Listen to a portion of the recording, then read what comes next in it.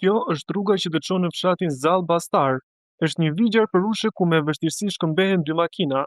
Në vitin 2024, kryebashkiaku Erion Veliaj për ndërtimin e saj i dha biznesmenit Hamz Islamaj 2,1 miliard lekë. Ishte një tender që u vlerësua me risk korrupsioni dhe u shënua me flamur të kuq nga Open Data Albania.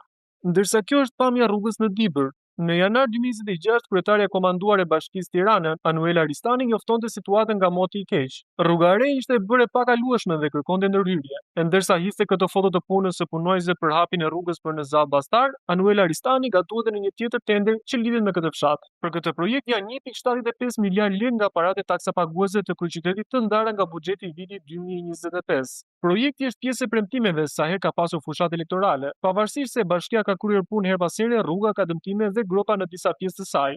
Gjithë segmenti rrugor bashkë me degëzime ka një gjatësi prej rreth 6 kilometra dhe gjerësi mesatare 3,5 metra. Ajo shtrihet në një terren të pjerrët malor. Në segmente të ndryshme me kalimin e kohës ka degraduar si rezultati mungesës së disiplinimit të ujërave të shillt, si dhe rrëshqitjeve të dherrave.